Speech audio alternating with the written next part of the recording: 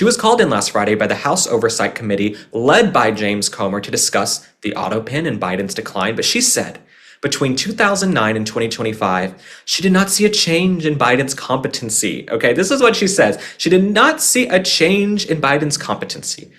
I call BS. I call a flag on the play. I don't know what flag on the play means, but it's a sports metaphor, and that's what I'm calling. She was apparently there for 6 hours giving testimony. 6 hours and she had no answers. Either someone's gotten to her and said, shh, be quiet.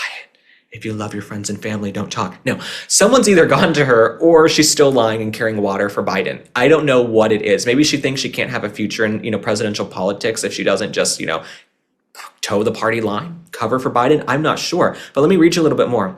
While Karine Jean-Pierre acknowledged Biden, who's now 82, was not the same speaker he was when she met him, she couldn't attribute a reason for the speaking change. Maybe dementia, maybe Alzheimer's.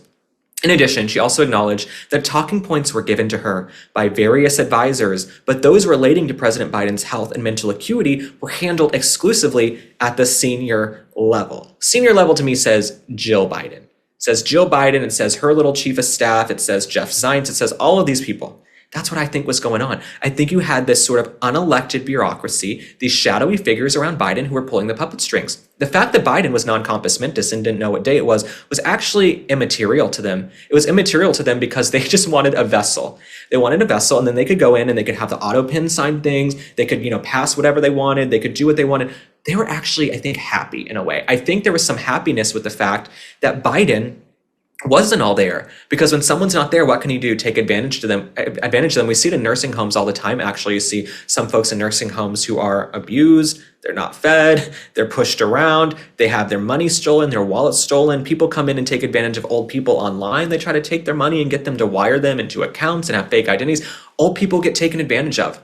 And I think President Biden, the fact that he was pretty much a vessel, was beneficial to Jill, the first lady, certainly beneficial to Hunter, allegedly, with his business dealings. It was beneficial to this, unelected bureaucracy of shadowy figures who are pulling the puppet strings on Biden. But Karine Jean-Pierre, I just don't ever see her having a future in politics or media in a big way. Maybe she can get an MSNBC deal. She can maybe get a contract on MSNBC because they'll sign anybody.